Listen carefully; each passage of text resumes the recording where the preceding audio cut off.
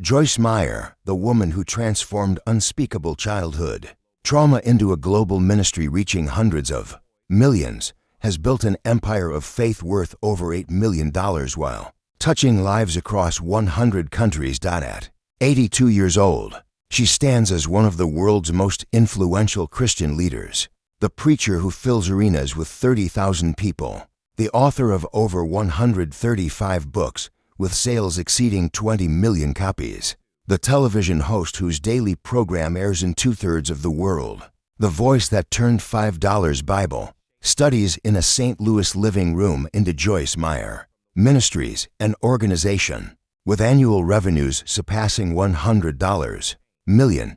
But this is shocking, this is devastating. Behind the confident smile and powerful sermons lies a story not glamorous, but brutal. A story of sexual abuse so severe it lasted 100 nights, of a father who stole her innocence and a mother who looked away, of a first marriage that ended in adultery and abandonment, of breast cancer that threatened everything, of critics who called her a fraud and investigations that nearly destroyed her legacy. This is heartbreaking. This is the price of survival. But behind the ministry lies a story not of perfection, but of transformation. If Joyce Meyer has ever made you believe that your past does not define your future, hit like as tribute to her unbreakable faith. This is the story of a girl from South St. Louis who was told she was worthless, who endured hell in her own home, and who chose, despite everything, to forgive the unforgivable and help millions find healing in the wreckage of their own lives.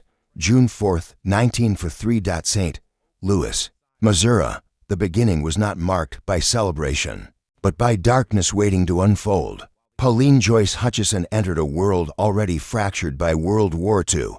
Her father, Edgar Hutchison, worked construction when he could find it. Her mother, whose name Joyce rarely speaks, stayed home in their small house in South St. Louis, a working-class neighborhood where poverty wore everyone down. Money was scarce. Affection was scarcer. But the real horror began when Joyce was too young to understand what was happening. Age 7. Her father came into her room at night. What followed was sexual abuse that continued relentlessly for years. Joyce would later reveal the truth with devastating specificity. Approximately 200 times, her father violated her. 200 nights of stolen innocence, of confusion, of pain, of shame so deep it buried itself in her bones. Her mother knew. She had to know, but she said nothing, did nothing. Chose her own survival over her daughter's safety. I was trapped, Joyce would later say, in my own home, by my own family. She attended O'Fallon Technical High School in St. Louis, but school was an escape that ended each afternoon. She'd return home to fear, to secrecy, to the terrible knowledge that no one was coming to save her. She felt worthless, damaged, invisible.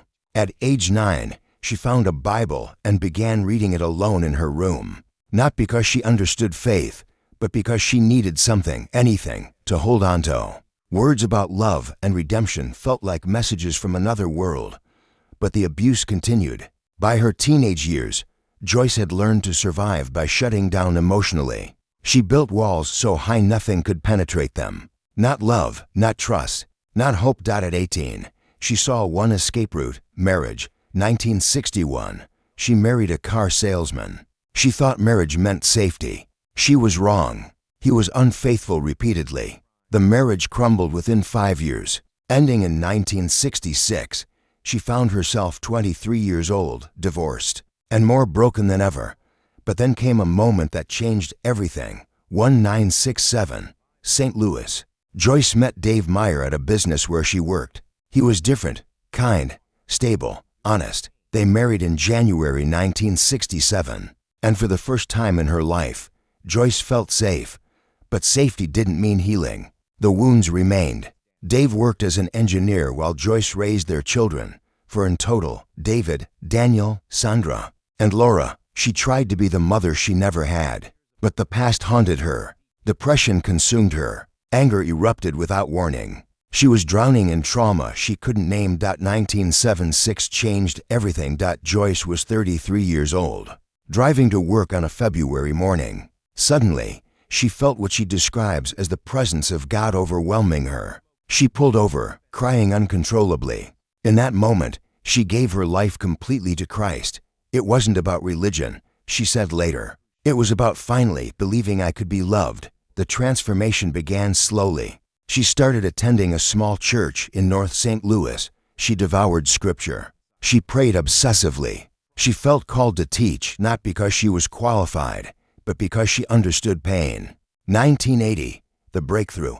A local church asked Joyce to lead a Wednesday morning Bible study. 5 women showed up to her living room. She earned nothing, but she taught with raw honesty about abuse, shame, and redemption. Women wept. They returned. They brought others. Within 6 months, 25 women attended. Within a year, over 100. 1985 brought the leap. Life in the Word, a 15-minute radio broadcast launched on a single St. Louis station. Joyce taught without notes, speaking directly about the wounds she'd carried. Her honesty was radical. Her vulnerability was magnetic. The calls flooded in. Letters arrived daily. By 1993, the ministry had expanded to television. Enjoying Everyday Life began airing on Christian networks. Joyce's message was simple but powerful. God can heal what you think is broken forever. 1995 marked the explosion. The ministry moved to a 30,000 square foot facility in Fenton, Missouri. Joyce published her first major book, Beauty for Ashes, detailing her abuse. It sold 500,000 copies in the first year. 2002, the ministry's annual revenue exceeded $50 million. 2005, her books had sold over 8 million copies. Worldwide, 2007, she became one of the first women to preach at Red Rocks Amphitheater in Colorado to 20,000 people. Her conferences filled arenas. Her television show reached 200 countries. She earned between $250,000 and $900 annually from the ministry, compensation that would later become controversial. But success brought scrutiny, and scrutiny brought pain. The first tragedy never left. The abuse, even as Joyce's ministry exploded through the 1990s, the wounds remained. She suffered nightmares, panic attacks, moments of crippling self-doubt. She'd be on stage before thousands, preaching about healing, while privately battling thoughts that whispered, "You're still that damaged little girl." Her relationship with her father remained severed for decades. Edgar Hutchison never apologized, never acknowledged what he'd done. He grew old while Joyce built a ministry on the ashes of what he'd destroyed. Then came a decision that stunned everyone. Joyce chose to forgive him, not because he deserved it, not because he asked for it, but because, as she explained, unforgiveness was a prison I couldn't afford to stay in. She visited him before his death. She told him she forgave him. He said nothing. The reconciliation was one-sided, her gift to herself, not to him. When he died, she grieved, not for who he was, but for who he could have been. 2002 brought a new devastation, breast cancer. Joyce was 59 years old, at the peak of her influence. The diagnosis came after a routine mammogram. Stage I treatable, but terrifying. She underwent surgery followed by radiation therapy. The woman who preached strength to millions now faced her own mortality. Hair thinned, energy vanished, fear crept in. "I wondered if God was finished with me," she admitted later. She continued preaching through treatment, sometimes barely able to stand, but refusing to stop. 2003 brought remission. She called it a miracle. Critics called it luck. Then came 2003's second blow, the Senate investigation. Senator Chuck Grassley of Iowa launched an investigation into 6 prominent televangelists, including Joyce Meyer Ministries. The focus, financial accountability. Were ministries using donations appropriately? Was Joyce's $2 million home in Fenton, Missouri, and her $10 million private jet appropriate? The scrutiny was brutal, public, humiliating. Joyce was called greedy, a fraud, a charlatan exploiting vulnerable people. The investigation demanded financial records spanning years.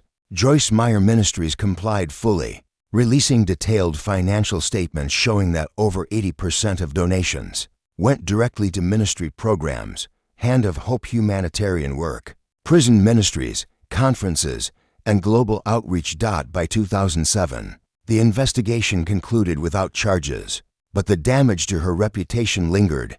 People saw the plane and the house, she said. They didn't see the $100 million we'd given to feed starving children. 2012 brought personal heartbreak. Dave's health crisis. Dave Meyer, her husband of 45 years and the ministry's CEO, suffered a serious health scare requiring emergency surgery. For weeks, Joyce didn't know if she'd lose the man who'd given her safety when she had none. She canceled conferences. She stayed by his bedside. She prayed desperately. Dave recovered, but Joyce was shaken. I realized how much I'd taken for granted. She said that the scrutiny never fully stopped. Critics continued attacking her wealth, her theology, her influence. Online forums called her a heretic. Former staff members made allegations, some true, some false. Each attack cut deeper because it targeted the mission she'd built from her own pain. At 82 years old, Joyce Meyer still preaches to 150 days per year. She hasn't slowed down because she can't. The calling remains too urgent. She lives in Fenton, Missouri, with Dave, now 84, in their well-known home that once sparked controversy. They've been married 58 years, a testament to the healing she once thought impossible. Her ministry, Joyce Meyer Ministries, now reaches an estimated 4.5 billion people globally through television, radio, and digital platforms. Her net worth is estimated between $8 million and $25 million, modest, compared to the ministry's impact. Hand of Hope, the ministry's humanitarian arm, has drilled 1,500 clean water wells in Africa, fed millions through food programs, and rescued thousands from human trafficking. Over $300 million in aid has been distributed since 1999. She's written 135 books. Her Battlefield of the Mind has sold over 6 million copies and been translated into 100 languages. Her For Children work within the ministry. Dave Jr. serves as vice president. Her grandchildren are involved. The legacy extends through generations, but the wounds remain part of her story. She speaks openly about PTSD from childhood abuse, about therapy, about the ongoing work of healing. She's made peace with her mother, who has since passed, though that relationship remained complicated until the end. She teaches vulnerability alongside victory. I'm not perfect, she tells audiences. I'm just further along the healing road than I used to be. Her daily life is surprisingly simple. She wakes early, prays, studies scripture for 2 to 3 hours, writes, and prepares messages. She avoids social media personally, but understands its power for ministry. The critics remain, but so do the millions who credit her with saving their lives. At 82, Joyce Meyer stands as proof that trauma does not have the final word. From South St. Louis to 100 countries, from 200 nights of abuse to 4.5 billion people reach with a message of hope. From worthlessness to worth beyond measure. She chose forgiveness when bitterness would have been justified. She chose transparency when silence would have been easier. She chose to build from the rubble of her childhood something that outlasts the pain.